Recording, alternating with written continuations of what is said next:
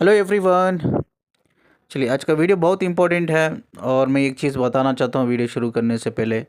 बहुत से लोग क्या करते हैं भाई, ये वीडियो में ट्विन फ्लेम्स के बारे में कुछ ज़्यादा नहीं बता रहे या बताया नहीं है तो वो इग्नोर करते हैं, अवॉइड करते हैं।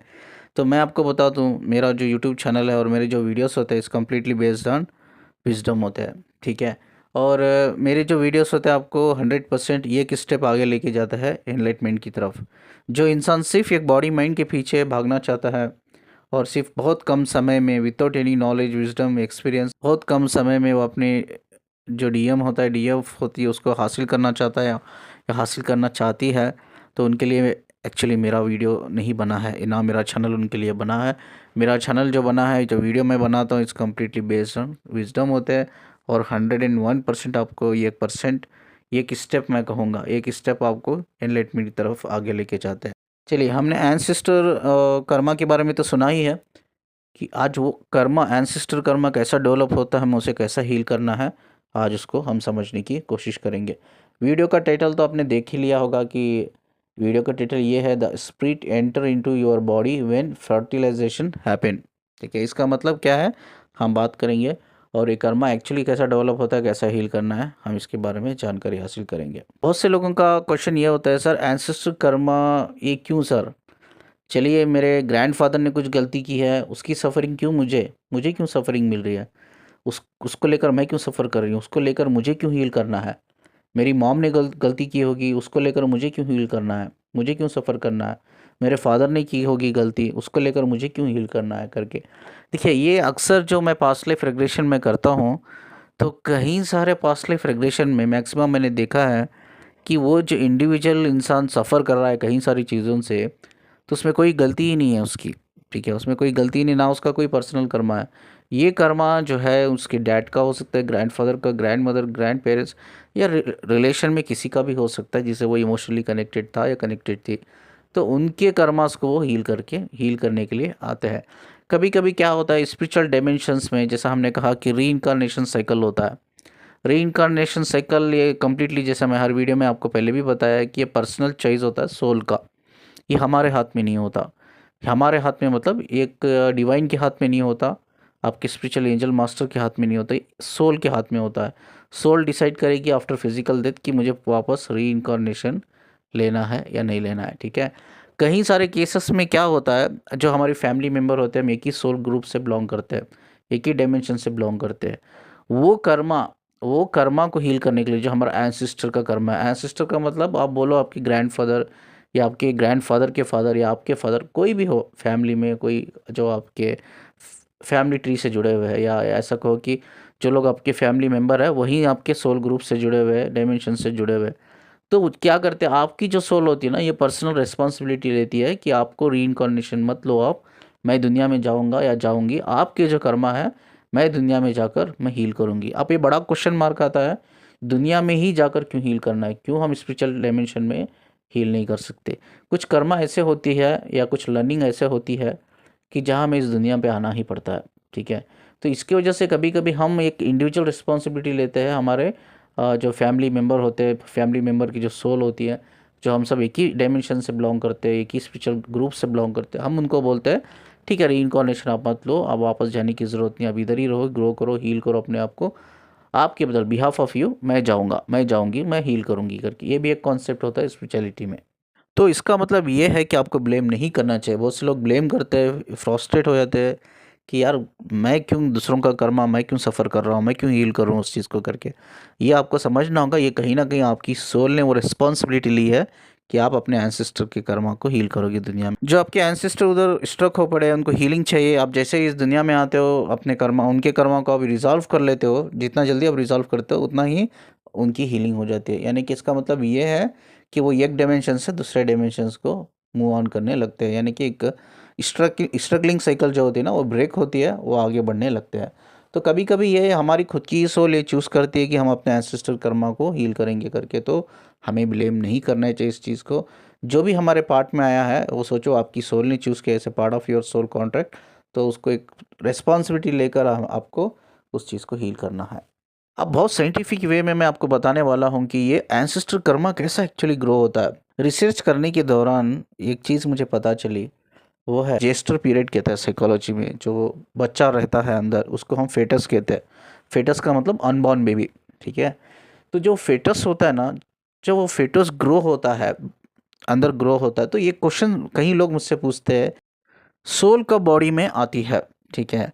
जब बच्चे के हार्ट बीट्स आ जाते हैं, क्या ये एक साइन है कि सोल बॉडी में आ चुकी है? नहीं, ठीक है। सोल का कॉन्सेप्ट क्या है मैं आपको बताता हूँ। ये जो जेस्टर पीरियड होता है 8 महीने 9 महीने का, इसके दौरान जब तक बच्चा इस दुनिया में नहीं आ जाता, यानी कि फेटस, अनबॉर्न बेबी इस दुनिया में पैदा नहीं हो जाता, तब तक वो सोल सिर्फ कनेक्ट रहती है। किससे कनेक्ट रहती है? एनर्जी से कनेक्ट रहती है। किसकी एनर्जी से? वो बच्चे की एनर्जी। एनर्जी मतलब क्या है? वाइब्रेशन। एनर्जी मतलब क्या है? स्पिरिट, ठीक है। तो स्पिरिट से कनेक्ट रहती है।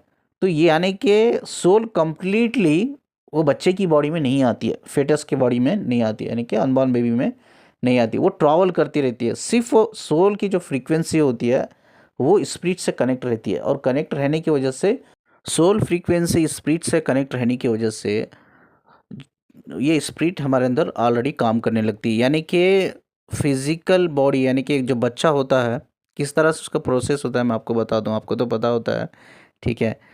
स्पर्म होता है मेल का, वो जाके एग से अटैच होता है। एग से अटैच होने के बाद वो एग रैप्चर होता है। रैप्चर होने के बाद वो बच्चे की शेप में बनता है, ठीक है। वो एग जो होता है ना, एक बच्चे के फॉर्म में आता है, बहुत छोटा होता है। उसके बाद वो यूटेरस में आने के बाद, यूटेरस में फ्लो होता है। यूटेरस में फ्लो होने के बाद वो ग्रो होता है। यानी कि वो कैसा नेचुरली, बोलते हैं ना हम लोग कि भाई देखो कुदरत कितनी बड़ी चीज़ है, वो बच्चा नेचुरली ग्रो होता है, ठीक है। वो एक माँ के पेट में, यानी कि माँ के यूटेरस में ग्रो होता है करके, ठीक है। ये नेचुरली नहीं होता। वो एनर्जी ऑलरेडी, एक बच्चा फिजिकली ग्रो होने से पहले ही वो एनर्जी क्रिएट हो जाती है। वो एनर्जी जो होती है ना, स्पिरिट होती है, वो स्पिरिट हेल्प करती है। यानी कि सोल कनेक्ट हो जाती है। जैसे बच्चे के हार्ट बीट्स आ जाते हैं तो एक साइन है कि अब उनकी सोल कनेक्ट हुई है, इनकॉर्नेट हुई है। इनकॉर्नेट नहीं हुई है, कंप्लीटली कनेक्ट हुई है। कनेक्ट होकर वो स्पिरिट को हेल्प करी, और स्पिरिट जाके वो डीएनए को बिल्ड करने में हेल्प कर रहा है। फिजिकल डीएनए को, जैसा ये फिजिकल डीएनए को बिल्ड करने में हेल्प कर रहा है, ग्रेजुअली या ऐसा को नेचुरली वो बच्चे का एक फिजिकल ग्रोथ एक मदर की यूटेरस में डेवलप हो रहा है, ग्रो हो रहा है। अब बड़ा क्वेश्चन मार्क ये आता है कि वो बच्चे की जो स्पिरिट है ये कहाँ से आई है, ठीक है। वो बच्चे की स्पीड किस तरह से डीएनए को उसकी हेल्प कर रही है बिल्ड करने में, कि उसके बाद उसका एक फिजिकल ग्रोथ हो रहा है। तो वो स्पीड किसकी आपको पता है? यहाँ है मेन इंपॉर्टेंट पार्ट वीडियो का। वो स्पीड आप सिर्फ आपकी मदर की नहीं है, सिर्फ वो आपकी फादर की नहीं है, वो आपके जनरेशन, इससे पहले जितने भी जनरेशन है ना, एक ब्लूप्रिंट, एक मेमोरी, एक इंफॉर्मेशन, एक उनका आपके जनरेशन का जो डीएनए है, वो डीएनए से क्रिएट हुई है एनर्जी, वो कैरी ऑन हो रही है, कैरी फॉरवर्ड हो रही है। वही एनर्जी आपको हेल्प कर रही है एक डीएनए में मर्ज करने के लिए, ठीक है। यानी कि डीएनए में मर्ज करने का मतलब क्या है? Ancestor DNA. एंसेस्टर डीएनए को आप कई तरीके से बुला सकते हो। इसे पार्ट ऑफ जेनेटिक इंफॉर्मेशन भी आप बुला सकते हो, आप एक जेनेटिक बिहेवियर्स उसको बुला सकते हो, एक इमोशनल मेमोरी आपको उससे बुला सकते हो, जो आपकी ही यानी कि एंसेस्टर की और स्पिरिट से जुड़ी हुई है, एक ब्लूप्रिंट है। वही ब्लूप्रिंट वो शेयर कर रहे हैं आपके एक फिजिकल डीएनए को डेवलप करने के लिए। आपके एंसेस्टर की एनर्जी आपको हेल्प कर रही है आपके डीएनए को बिल्ड करने में, तो वो सारे कर्मा भी कैरी फॉरवर्ड हो रहे हैं। यानी कि सारे आपके एंसेस्टर्स के बिहेवियर पैटर्न, उनका नेचर, उनके हैबिट्स, उनका कैरेक्टर, सारे पैटर्न्स आपके अंदर भी डेवलप हो रहे, ग्रो हो रहे हैं। जैसा जैसा उनकी एनर्जी आपके डीएनए को हेल्प कर रही है बिल्ड करने में, जैसा जैसा आप फिजिकली ग्रो हो रहे हो। यानी कि ये आपके ब्रेन से कनेक्ट हो रही है, बच्चे के हार्ट से, ब्रेन से, यानी कि हर उनके 7 जो चक्रा होते हैं एनर्जी के, 7 चक्रा से ये एनर्जी मर्ज हो रही है। 7 चक्रास के सब मर्ज होने के बाद ये आपके फिजिकल डीएनए को बिल्ड करके उसी तरह से आपके माइंड बॉडी सारी जो भी बायोलॉजिकल प्रोसेस है, बायोलॉजिकल प्रोसेस को कंप्लीट कर रही है। जैसे कि वो सोल के लिए एक प्रॉपर बॉडी का एक फॉर्म बनाए, जिससे वो कनेक्ट हुई है सोल, वो कम्प्लीटली इनकॉर्नेट हो सके, ठीक है। जैसा वो कंप्लीट एक स्ट्रक्चर बन जाता है, एक बायोलॉजिकल फॉर्म का स्ट्रक्चर बन जाता है, एक बॉडी बन जाती है, तब फाइनली जाके कंप्लीटली वो इनकॉर्नेट होती है सोल, ठीक है। यानी कि कब वो इनकॉर्नेट होती है? बच्चा जन्म लेने से पहले वो इनकॉर्नेट हो जाती है, but has for the spiritual science जो मैंने रिसर्च में पता किया है कि इवन इवन वो इनकॉर्नेट होने के बाद भी बच्चा जब तक मेंटली ग्रो नहीं हो जाता वो ट्रैवल होती रहती है सोल स्पिरिचुअल डायमेंशन को। बच्चा जब फिजिकली इस दुनिया में आता है, जैसा जैसा वो ग्रो करता है, ये पैटर्न आप नजर कहीं ना कहीं ये पैटर्न्स को आप रिपीटेडली देखते हो। जब आपको पता चलता है यार ये तो मेरे दादाजी के जैसा है बच्चा, मेरे पापा के जैसा है, मेरे डैड के जैसा है, मेरे दादाजी के दादाजी जो थे उनके जैसा है, या मेरे दादाजी के जो फादर थे, वो तो एंसेस्टर यानी कि जो भी एंसेस्टर्स है वो पैटर्न, सभी के पैटर्न्स आप में नज़र आते हैं। क्यों नज़र आते हैं? क्योंकि आप उनकी ही एनर्जी से आपका डीएनए बिल्ड हुआ है। किसी बच्चे का हार्ट बीट्स अगर आ गया है तो उसका मतलब है कि उसकी सोल है ना उसकी स्पिरिट से कनेक्ट हो चुकी है। बट ये नहीं है कि इनकॉर्नेशन हो गया उसका। इनकॉर्नेशन का मतलब क्या है? कंप्लीटली उसकी सोल बच्चे की बॉडी में आ गई है। This is not a sign, यानी कि कनेक्ट है, ये बोल सकते हैं स्पिरिट से कनेक्ट है। इसीलिए उसके अंदर जो ये होता है फिजिकल डेवलपमेंट होता है बच्चे का, जो एक माँ के पेट पेट में जो फेटस का फिजिकल डेवलपमेंट होता है, वो डेवलपमेंट के लिए वो कनेक्ट रहती है। सिर्फ क्यों कनेक्ट रहती है? वो डेवलप हो, बॉडी डेवलप करे, उसकी स्पिरिट को सपोर्ट करती है वो। कि इस टाइम पे जब ये फर्टिलाइजेशन पीरियड होता है, ये 9 महीने का पीरियड जेस्टर पीरियड हम लोग बोलते हैं, तो इस टाइम पे क्या करती है वो सोल कनेक्ट होकर स्पिरिट को हेल्प करती है कि वो डीएनए में कन्वर्ट करे। अब इधर आता है आपका कर्मा, एंसेस्टर कर्मा इधर डेवलप होता है, इधर ग्रो होता है। अब इसको स्टडी करेंगे।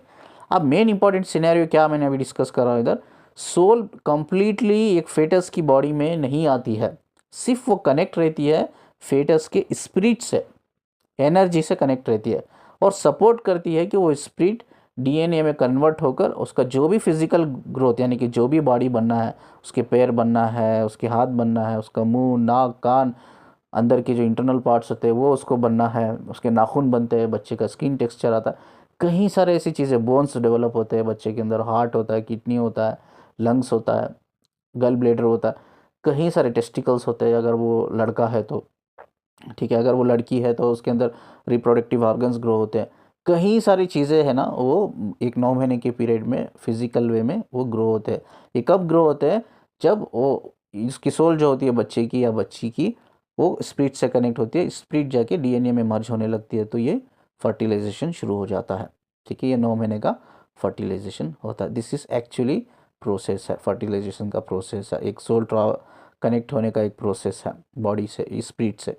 स्पिरिट से कनेक्ट होने के बाद बॉडी एक बच्चे की पूरी बन के 9 महीने के बाद कंप्लीटली जब बच्चा बन जाता है तो वो जन्म लेता है। और जन्म लेने के बाद भी इसकी सोल, जब तक उसका ब्रेन कंप्लीटली डेवलप नहीं होता तब तक थोड़ी मेच्योरिटी वो बच्चे में नहीं आती, तब तक उसकी सोल ट्रैवल होती रहती है for the guidance purpose, healing purpose. ठीक है, तो इसीलिए अक्सर देखा है आप बच्चे मुस्कुराते रहते हैं, ठीक है, नींद में मुस्कुराते रहते हैं रैंडमली, वो अपने आप में वो एक इमेजिनेशन वर्ल्ड में रहते हैं। कभी कभी वो अकेले खेलते हैं लेकिन ऐसा लगता है हमें कि उनके साथ कोई है, ठीक है, वो किसी से बात कर रहे।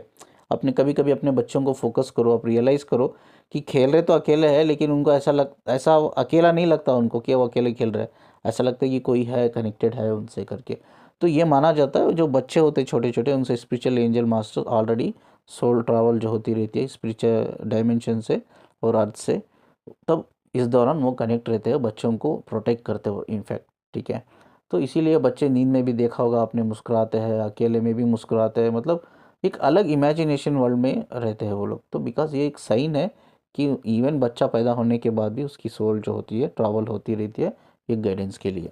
तो अब है एक्चुअली इस वीडियो का मेन इंपॉर्टेंट पार्ट, वो है कि ग्रो कैसा होता है हमारा एंसेस्टर कर्मा। ठीक है, अब मैं अपनी पर्सनल स्टोरी में बताता हूँ, एक ऐसे इंसान की स्टोरी में बताता हूँ। मैं प्राउड फील करता हूँ अपने आप में कि वो मेरे ग्रैंडफादर है। ठीक है, ग्रैंडफादर थे बोल सकता हूँ, है करके नहीं बोल सकता। ठीक है, और मैं उनका पोत रहा हूँ। ठीक है, हम्म, क्यों मैं ये चीज़ आज शेयर कर रहा हूँ, ये पर्सनल है थोड़ा, मेरे ग्रैंडफादर की लाइफ के बारे में मैं थोड़ा पर्सनल में आपको शेयर कर रहा हूँ। मैंने एक्चुअली उनसे सीखा है कि प्यार क्या होता है। ठीक है, मेरी दादी जो थी, मेरी ग्रैंड मदर जो थी, आई थिंक बहुत शादी करके हुआ है तो बहुत कम एज में ही उनको एक बीमारी होने की वजह से वो चल नहीं पाती थी। और मेरे दादाजी को मैंने अपनी आँखों से मैंने देखा है कि उनको नेचर्स कॉल भी अटेंड कराना हो तो मेरे दादाजी उठा के लेके आते थे, उठा के लेके जाते थे, भाई उनके बाल बनाते थे, उनको शवर दिला बच्चे की तरह, जैसे एक छोटे बच्चे को जैसा हम केयर करते ना, शवर तक वो उनको देते थे। ठीक है, मैंने अपनी आंखों से खुद देखा है सब चीज़ें। तो एक दिन क्या हुआ कि मेरी दादी का डेथ हो गया। उनको पहले ही बीमार थे, वो बहुत बीमार थे, एक दिन डेथ हो गया।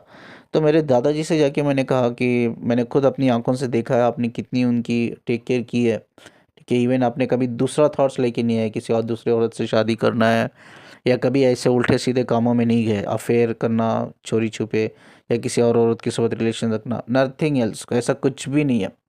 कंप्लीटली मेरे जो दादाजी थे मेरी दादी की ही टेक केयर करते थे।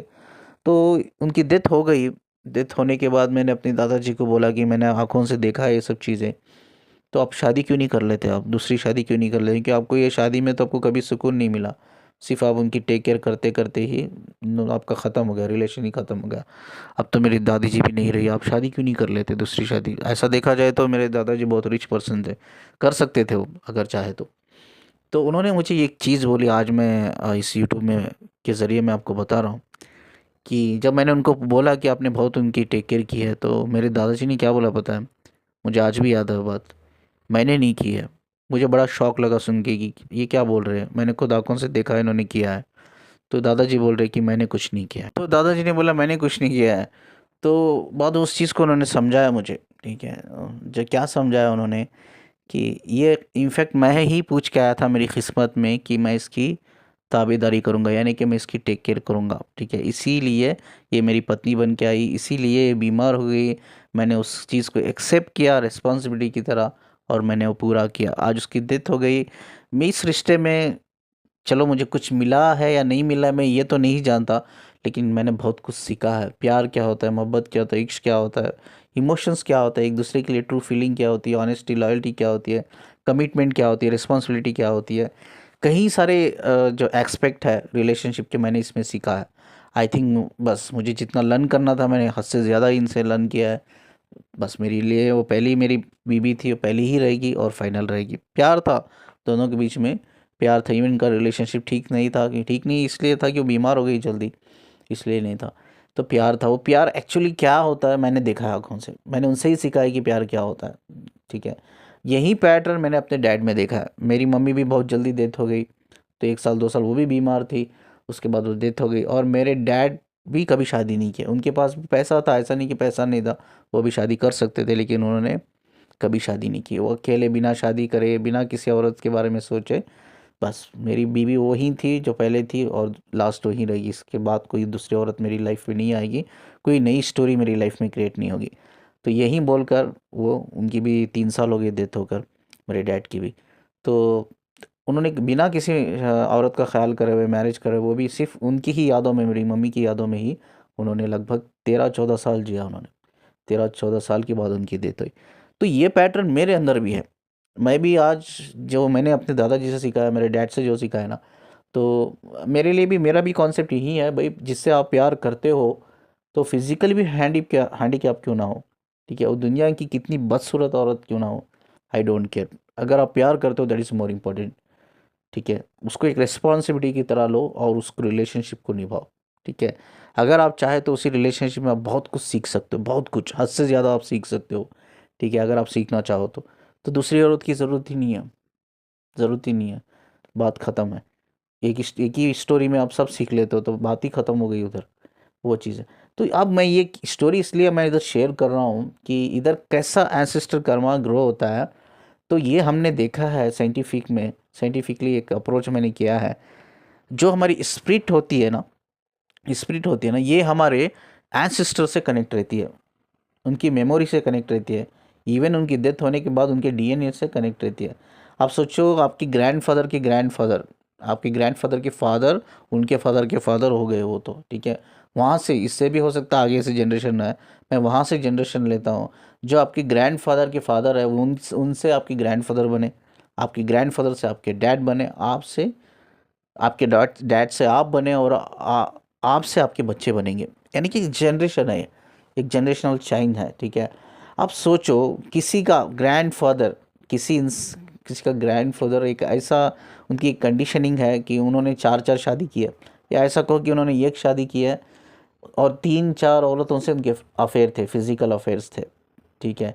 तो वो ग्रैंडफादर हो गए। अब ये क्लियरली साइंस में लिखा गया है, जब ये जो सोल है ना, सोल और स्पिरिट क्या डिफरेंस, मैं और एक चीज़ बताता हूँ। सोल का एक ऑरा होता है, हम सबको पता है। तो सोल का ही ऑरा क्यों होता है, क्यों स्पिरिट का ऑरा क्यों नहीं होता? क्योंकि सोल डिवाइन है, ठीक है। सोल कहाँ से आती है? स्पिरिचुअल डायमेंशन से आती है। यानी कि ऐसा कहो कि सोल, सिंपल भाषा में बोलूँ कि लोगों को समझ में, सोल खुदा के घर से आती है, वो खुदा का नूर है। इसका मतलब क्या है? सोल खुदा के घर से एक बॉडी में इनकॉर्नेशन लेती है, पैदा होती है, ठीक है। तो उसका एक ऑरा होता है, क्योंकि वो प्रोटेक्ट करता है इस अर्थ की सारी नेगेटिव एनर्जी से, आपकी सोल को प्रोटेक्ट करता है। बहुत से लोग बोलते हैं मेरी सोल प्योर है, क्या? ऑफ कोर्स, हर इंसान की दुनिया में, चाहे कितने भी वो इंसान है, या कितने भी एनिमल्स है, या कितने भी पेड्स है, इवन आपको पता है पानी में भी एनर्जी होती है, आग में एनर्जी होती है, हवा में एनर्जी होती है, पेड़ों में एनर्जी होती है, जानवरों में एनर्जी होती है, इंसानों में एनर्जी होती है, ज़मीन ज़मीन में एनर्जी होती है, ठीक है। जितनी भी एनर्जी है, जितनी भी सोल्स है, ये तो हर सोल का जिसका भी ऑरा है वो सोल प्योर है, ठीक है। चाहे वो कितना भी बड़ा गुनहगार हो 3D वर्ल्ड में, लेकिन उसकी सोल प्योर है, ठीक है। गंदी कहाँ होती है, क्या चीज़ गंदी होती है? वो है स्पिरिट, ठीक है। तो अब क्या, सोल तो चलो ये अभी तो पता चल गया साइंस के हिसाब से, तो वो ट्रैवल होती है स्पिरिचुअल डायमेंशन से एक बॉडी में इनकारनेशन लेने के लिए। तो स्पिरिट कहाँ से होती है? स्पिरिट आती कहाँ से है, ठीक है। स्पिरिट कहाँ से भी नहीं आती है। ये बहुत इंपॉर्टेंट पॉइंट है, गौर से सुनना इसको। स्पिरिट एक डायमेंशन से नहीं आती है, एक स्पिरिचुअल डायमेंशन से या खुदा के घर से नहीं आती है। स्पिरिट बनती है, कहाँ बनती है? जब एक बच्चा माँ के पेट में होता है, उसको हम फेटस बोलते हैं, इनबॉर्न बेबी, ठीक है। फेटस होता है, जो फेटस जब होता है उसका फर्टिलाइजेशन जो पीरियड होता है 9 महीने का, जो फर्टिलाइज होती है चीज़ें अंदर, बच्चा ग्रो कर रहा है इन फिजिकल वे में, तब उसकी एनर्जी जो है ना क्रिएट होती है, एनर्जी वाइब्रेशंस क्रिएट होते हैं। यानी कि ये एक नेचुरल प्रोसेस है, जैसा एक बच्चे की फिजिकल बॉडी ग्रो हो रही है उसी तरह से ये एक एनर्जी क्रिएट होती है। ये कोई डिवाइन प्लेस से नहीं आती है, इसीलिए स्पिरिट का, वाइब्रेशन का कोई भी ऑरा नहीं होता, क्योंकि ये डिवाइन नहीं है। Spirit is not divine, divine is only soul, समझ रहे हो ना? तो अब जो है, जो स्पिरिट अंदर हो रही है, क्रिएट हो रही है, अंदर क्रिएट हो रही है ड्यूरिंग फर्टिलाइजेशन के पीरियड में, नेचुरली वो क्रिएट हो रही है, वो डिवाइन प्लेस से नहीं आ रही। डिवाइन प्लेस से तो सिर्फ सोल ही आ रही है, ठीक है। अब ये क्रिएट कहाँ से हो रही है? ये compare to your ancestor DNA, blueprint of your ancestor memories, ancestors DNA. आप सोचो, आपके ग्रैंडफादर ने एक शादी की, 4-5 अफेयर रखी है, फिजिकल अफेयर रखे हैं, तो वो पैटर्न क्वाइट पॉसिबल जब उनका बेटा होगा, जब शादी होगी, उनके बच्चे होंगे, बेटा या बेटी होंगी, तो उनका जो डीएनए है ना, आप सोचो कितनी भी औरतों के साथ, एक तो उसकी वाइफ थी, आपके ग्रैंडफादर की एक वाइफ थी, अब 4 ऐसे औरतें थे जो सिर्फ फिजिकल अफेयर थे उनके साथ, उनकी कोई शादी नहीं हुई थी। अब सोचो 5 औरतों की एनर्जी क्रिएट होती है, 5 औरतों की एनर्जी से ऑलरेडी आपकी ग्रैंडफादर कनेक्टेड है, ठीक है। अब वो 5 औरतों की एनर्जी जब उनका बच्चा जन्म लेता है, ठीक है, यानी कि वो बच्चा हो सकता है आपके फादर है, वो फादर जब आपके जन्म लेते हैं, कि वो 5 औरतों की एनर्जी भी वो ट्रांसफॉर्म होती है उस बच्चे की।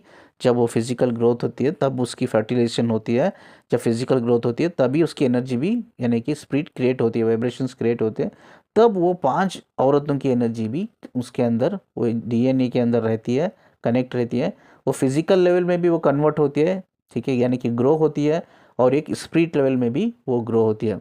यानी कि कोई भी बच्चा जब पैदा हुआ है, तो उसके साथ उसके डैड की एनर्जी, उसकी माम की एनर्जी, और वो 4 औरतें जो फिजिकल अफेयर रखा था इन्होंने, इनके डैड ने, ठीक है, तो 4 औरतों की एनर्जी भी क्रिएट होती है, ठीक है।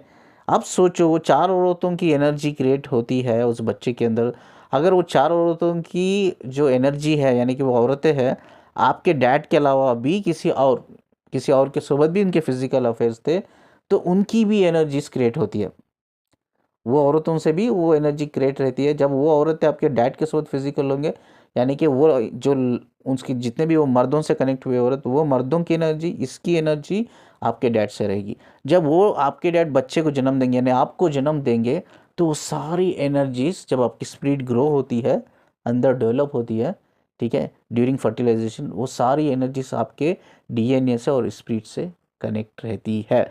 जिससे क्या होता है, जैसा जैसा जैसा आप ग्रो करते हो, ठीक है, आपका जन्म हो गया, फिजिकली जैसा जैसा आप ग्रो कर रहे हो, जब बड़े हो रहे हो, जब रिलेशनशिप की बात आती है, यानी कि जवान हो गए हो, तो इट्स क्वाइट पॉसिबल आपके बिहेवियर्स भी वैसे होंगे, आपका नेचर भी वैसा होगा, आपके वाइब्रेशंस भी वैसे होंगे कि आप भी इवन शादी होने के बावजूद भी क्वाइट पॉसिबल आप you will go for another woman. आप हो सकता है एक दो तीन या चार औरतों के साथ फिजिकल अफेयर्स रखोगे।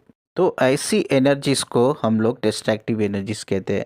जब डिस्ट्रैक्टिव आपका डीएम या डीएफ डिस्ट्रैक्टिव एनर्जीज में है तो प्लीज़ एक बार उनका फैमिली बैकग्राउंड देखो, एक बार उनका हिस्ट्री उठाकर देखो कि उनकी हिस्ट्री में क्या क्या कर्मास क्रिएट किए हैं उनके एंसेस्टर ने।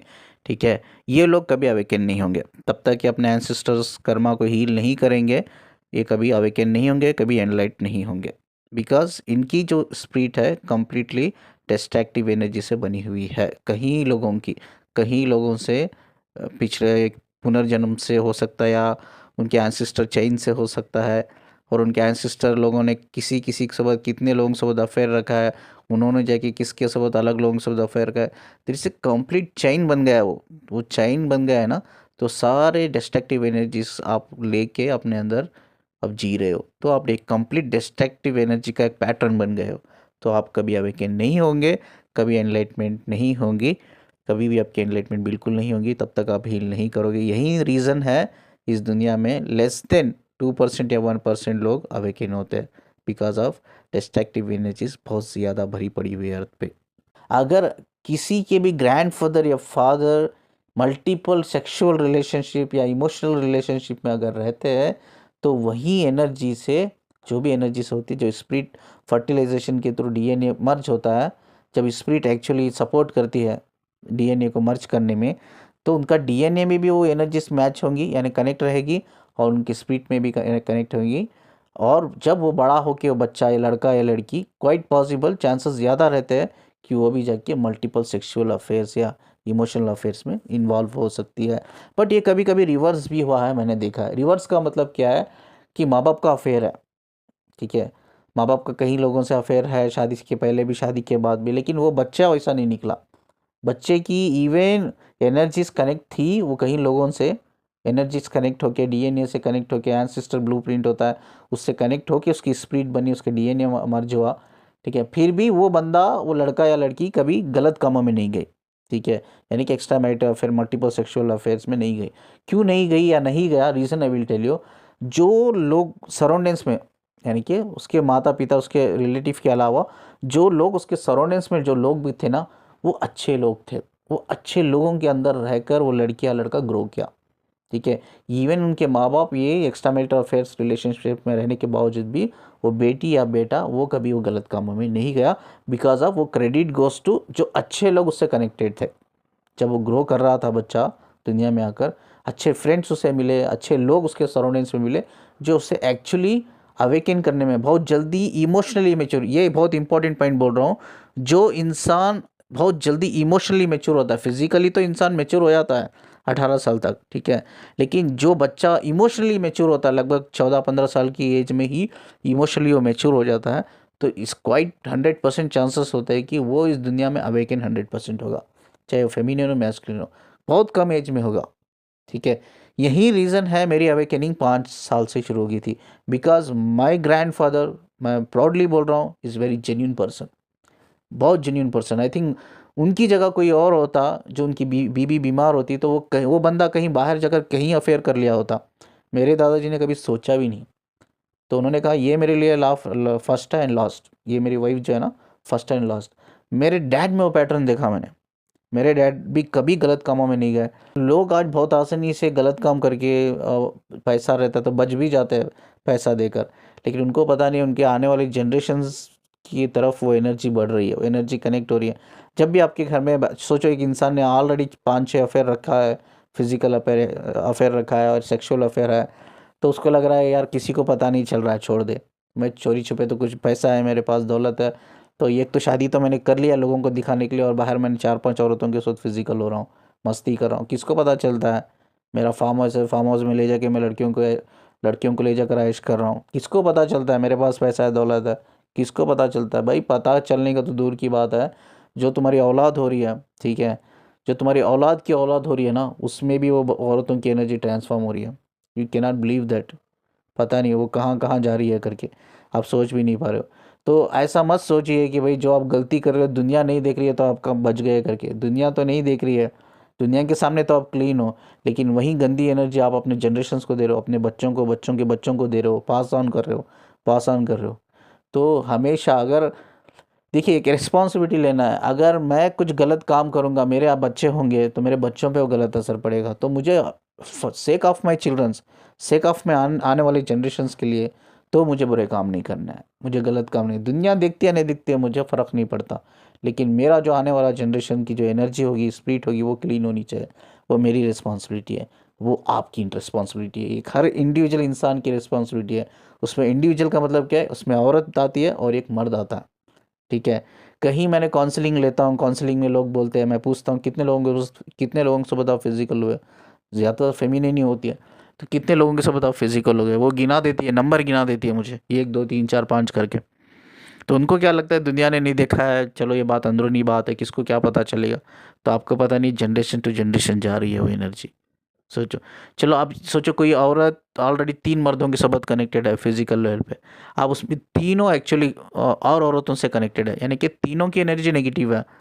तो आप वो एनर्जी तो कैरी कर रहे हो, आप अपने बच्चों को भी दे रहे हो, अपने पोतरा पोतरी को भी दे रहे हो, आने वाले उनके बच्चों को भी आप दे रहे हो।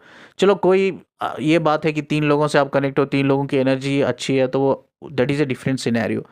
ऐसा तो नहीं होता है, एनर्जी अच्छी हो ये तो नहीं हो सकता है, बहुत रेयर होता है। हाँ, चलो वो 3 लोग आप थे दुनिया में, आपके 3 लोगों से आप फिज़िकल कनेक्शन में थे, वो एनर्जी अच्छी है, लोग अच्छे थे वो, तो उसमें कोई प्रॉब्लम नहीं है। लेकिन वो लोग अगर बुरे रहेंगे ना, तो उनके कर्मास भी एक्चुअली समझ आए, उनकी एक नेगेटिव एनर्जीज भी आती है, कहीं न कहीं उनके और आपके जो कर्मा होते हैं ना, कर्मा भी ट्रांसफ़ॉर्म होते रहते हैं। This is called ancestor karmas, this is called ancestor Karma. इसमें आपकी कोई गलती ही नहीं होती है, खामख़ा सफ़र कर रहे हो। क्यों? बिकॉज़ ऑफ द पैटर्न, या आपके एंसेस्टर के ये नेगेटिव पैटर्न की वजह से आज आप सफ़र कर रहे हो। साइंटिफिक वे में अगर मैंने समझा दिया इसको कि एंसेस्टर कर्मा कैसा ग्रो होता है करके, ठीक है? इस तरह से एंसेस्टर कर्मा ग्रो होता है। अब इसको हील कैसा करना है सर? ये तो बड़ी ही परेशानी हो गई। अब इसको हील कैसे करना है? इसको हील कैसा करना है, जैसा मैंने कहा कि जैसा ये रिवर्स भी होता है, आपका एंसेस्टर कर्मा होता है, लेकिन आप वो कर्मा पैटर्न रिपीट नहीं करते हो, उनके बिहेवियर्स को आप रिपीट नहीं करते हो, उनके नेचर्स को आप रिपीट नहीं करते हो, उनके वाइब्रेशन को, उनकी एनर्जी को आप रिपीट नहीं करते हो। बिकॉज क्यों? आप अच्छे लोगों के साथ ग्रो करते हो। फॉर्चुनेटली आप जो सोसाइटी में, कैसी भी सोसाइटी हो, जहाँ लोग आप सराउंडिंग्स में जो लोग हैं, अच्छे लोग हैं, अच्छे दोस्त मिले, इसीलिए आप वो पैटर्न से ही आप बाहर निकल गए, ठीक है। अगर आप वो पैटर्न में फंसे हुए हैं तो आपको हील करना है, आपको अपने आप को इमोशनली मैच्योर करना है। आपको ये समझना है कि दुनिया नहीं देख रही होगी, मेरे पास पैसा है, मेरे पास फार्म हाउस है, इधर है, होटलों में जाऊंगा, फार्म हाउस लेके जाऊंगा, लड़कियों के साथ मैं एंजॉय करूंगा, किसी की प्रॉपर्टी में हासिल कर लूंगा, किसी को धोखा दे दूंगा, मैं कुछ भी, किसी का मर्डर कर दूंगा, किसी का रेप कर दूंगा, मेरे पास पैसा है तो पैसा फेंक के बच जाऊंगा मैं। कुछ भी, अगर जो भी आपका सिचुएशन है, जो भी आप सोचते हो, तो आपको ये दिमाग में बिठा लेनी चाहिए, ये गंदगी आप अपने अंदर तो है ही, आपके अंदर ये ट्रांसफॉर्म भी हो रही है आप जनरेशन टू जनरेशन। आप यानी कि आपकी ये गलती आपके सारे जनरेशन की अवेकनिंग स्टॉप कर देगी। बहुत इंपॉर्टेंट पॉइंट है, दिमाग में बिठा लो। ये गलती, एक मेरे ग्रैंडफादर ने एक गलती की, सोचो मेरे आने वाले, मेरे ग्रैंडफादर के फादर ने गलती की, मेरे ग्रैंडफादर की अवेकनिंग रुक गई, मेरे डैड की अवेकनिंग रुक गई, मेरी अवेकनिंग रुक गई, मेरे आने वाले बच्चों की अवेकनिंग रुक जाएगी, एनलाइटमेंट रुक जाएगा। एक इंसान की गलती से सारा परिवार, सारा जनरेशन सफ़र कर रहा है, एनलाइटमेंट रुक गया। यही रीज़न है आज, यही रीज़न है, आउट ऑफ 100 लेस देन 1% लोग अवेकन होते हैं। This is the actually reason, कोई नहीं बताएगा क्या रीज़न है, साइंटिफिक रीज़न, यही साइंटिफिक रीज़न है। एक इंसान की गलती से सारा जनरेशन सफ़र कर रहा है, सारे जनरेशन की एनलाइटमेंट रुक गई है, ठीक है। आज मेरी एनलाइटमेंट हुई है because I am proudly I am telling, because of my grandfather, because of my dad. मेरे ग्रैंडफादर के फादर वैसे नहीं थे, वो बुरी संगत में कभी गए नहीं, मेरे ग्रैंडफादर कभी नहीं गए, मेरे डैड कभी नहीं गए, मैं कभी नहीं गया, मेरे बच्चे भी कभी नहीं जाएंगे। ये एनलाइटमेंट, मेरी भी एनलाइटमेंट हुई है, मेरे बच्चों की भी एनलाइटमेंट होगी आगे जाकर, ठीक है। कोई नहीं रोक सकता हम लोगों की एनलाइटमेंट। हम एक स्ट्रांग स्ट्रांग एनर्जी है, हम स्ट्रांग सोल है, हम डायमेंशन में, एक हायर डायमेंशंस में रहते हैं, चाहे मैं हूँ, मेरे डैड हो, चाहे मेरे ग्रैंडफादर हो, ठीक है। मैं प्राउडली इस चीज़ को बोलता हूँ। अगर मेरे ग्रैंडफादर के फादर ने कोई गलती की होती तो मेरे ग्रैंडफादर की अवेकनिंग रुक जाती, मेरे डैड की अवेकनिंग रुक जाती, मेरी अवेकनिंग रुक जाती और मेरे बच्चों की अवेकनिंग रुक जाती। ये आपके हाथ में है, ये आपके हाथ में। आपको लग रहा है बहुत आसानी से आप सबसे नज़र चुरा कर कुछ भी कर दोगे दुनिया में जाकर।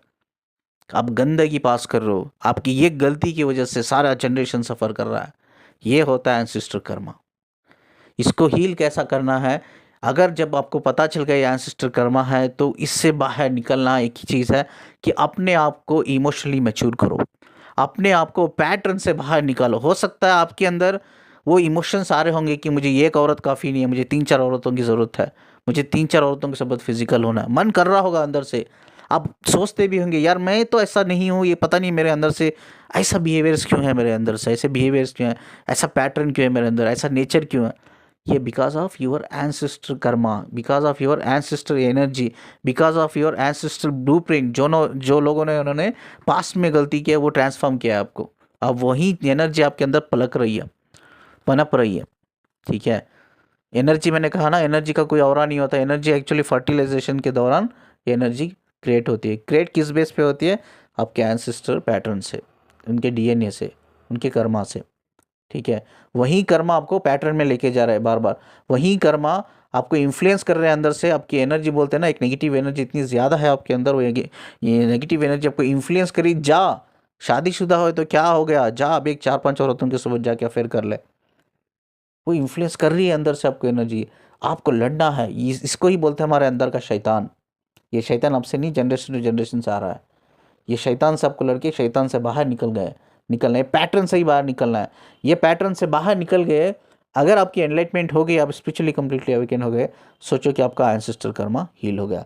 यानी कि जितने भी गलतियां आपके एंसेस्टर ने, आपके दादाजी के डैड ने, उनके डैड ने, उनके डैड ने, जितना भी जनरेशन टू जनरेशन, जब से आपकी इंसानियों की सीढ़ियाँ चढ़ी हुई है, यानी कि जब से आपका जनरेशन इंसानों के रूप में पैदा हुआ है, तब से लेकर जितने भी गुनाह किए हैं ना, तो गुनाह सारे हिल हो जाएंगे। यानी कि ये एक इंसान से सभी की एनलाइटमेंट रुक सकती है, ये एक इंसान से सभी के कर्म हील हो सकते हैं।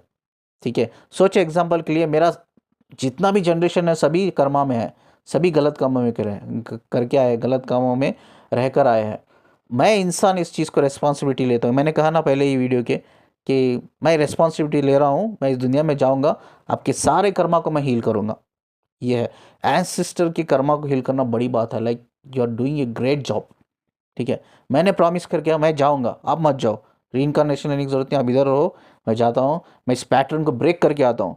ये पैटर्न को मैं ब्रेक कर दिया ना, सोचो जितने भी मेरे एंसेस्टर्स के कर्मा है ना, पूरे रिजॉल्व हो जाएंगे, पूरे हो जाएंगे, पूरे हील हो जाएंगे। ये एक इंसान की वजह से सारे उनकी एनलाइटमेंट रुक गई, और मेरी वजह से, मेरे इस पैटर्न से बाहर निकलने के लिए निकाल दिया मैंने अपने आप को, मैंने हील कर दिया मेरा एंसेस्टर कर्मा। तो सोचो जितने भी गुनाह थे वो सारे मेरे एंसेस्टर्स के पूरे खत्म हो गए, ये एंड जीरो। उनकी एनलाइटमेंट उधर ही हो गई, कहाँ हो गई? स्पिरिचुअल डायमेंशन में ही होगी एनलाइटमेंट। अब वो हायर डायमेंशन को पास होंगे। You are the hero. अब हीरो कौन है? हीरो मैं हूँ इधर। इतने सारे कर्मा से सफ़र होके स्ट्रक हो पड़े थे स्पिरिचुअल डायमेंशन में, मैं इस दुनिया में आया चैलेंज लेकर, रिस्पॉन्सिबिलिटी लेकर, मैंने पैटर्न को ब्रेक किया, उनके सारे कर्मा हील हो गए, मेरा एनलाइटमेंट हो गई, उनके सारे कर्मा हील हो गए, and I am the hero. अब वो सोल मुझे अप्रिशिएट करेगी जब मैं मर के मेरी फिजिकल डेथ हो के मैं वहाँ जाऊँगा स्पिरिचुअल डायमेंशन में। वो इस तरह से ग्रैंड वेलकम होगा मेरी सोल का, you can not even imagine. Grand welcome, पता नहीं वो कितना शुक्रगुजार करेंगे वो लोग, आपके एंसेस्टर्स, आपके दादाजी, दादा के दादाजी, उनके डैड, उन जितना भी जनरेशन है, एवरीवन आपको बोलेंगे, अप्रिशिएट करेंगे। यार जिसकी वजह से हम स्ट्रक हो पड़े थे, हमारी एनलाइटमेंट नहीं हुई थी, तेरे ये इंसान की वजह से जो रिस्पॉन्सिबिलिटी लिया, चैलेंज लिया, दुनिया में गया, तो उस पैटर्न को ब्रेक करके आया, जिसकी वजह से हमारी भी एनलाइटमेंट हो गई, तेरी भी हो गई। चलो हम सब चल के आगे बढ़ते हैं हायर डायमेंशन की तरफ। एनलाइटमेंट तो हो ही गया, अब हायर डायमेंशन की तरफ बढ़ना है। तो यू आर द हीरो। अगर ये रिस्पॉन्सिबिलिटी लेके आए हो, अगर लगता है आपको लेके आए हो, तो वो रिस्पॉन्सिबिलिटी करो, ब्लेम मत करो। बहुत से लोग देखता हूँ मैं ब्लेम करते हैं, यार उनकी गलती, मैं सफ़र कर रहा हूँ, ये क्यों हो रहा है? इट्स ओके, गलती उनकी थी ना, सफ़र कर रहे हो ना, कोई बात नहीं, सफ़र आज नहीं तो कल ख़त्म हो जाएगा, तब तक अभी एनलाइटमेंट में नहीं जाओगे, या तब तक नॉलेज विजडम आपको नहीं मिलेगा, तब तक सफरिंग रहेगी, बात सफरिंग ख़त्म हो जाएगी। हीरो बनने के लिए आए हो ना, हीरो बनो। ठीक है, वो आपकी रिस्पॉन्सिबिलिटी है। आपके सारे एंसेस्टर कर्मा को हील करने की रिस्पॉन्सिबिलिटी आपकी है, आपको हील करके जाना है।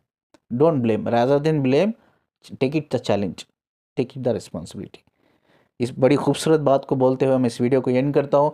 नंबर आप देख रहे होंगे स्क्रीन पे, आप मुझे कांटेक्ट कर सकते हैं, ठीक है। और जितना हो सके वीडियो को लाइक करते हो ना, शेयर कर दो यार। इतनी नॉलेज लाइक डीप लेवल की ना कोई नहीं देता है, ठीक है। इतनी डीप लेवल की नॉलेज की वीडियोस मैं बनाता हूँ। इनफैक्ट मैं, आप यकीन नहीं करोगे, ये वीडियोस को मैं खुद बैठ कर सुनता हूँ, बनाने के बाद 2-2 बार सुनता हूँ, ठीक है। ऐसा है।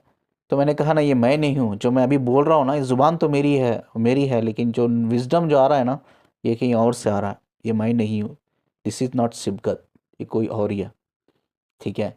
तो इसीलिए इस वीडियो को शेयर करो जितना हो सके, जितना लाइक करते हो। चैनल को सब्सक्राइब करके जाना, ठीक है। मुझसे कनेक्ट रहने के लिए, मुझे सुनने के लिए शुक्रिया जी। अल्लाह हाफिज़।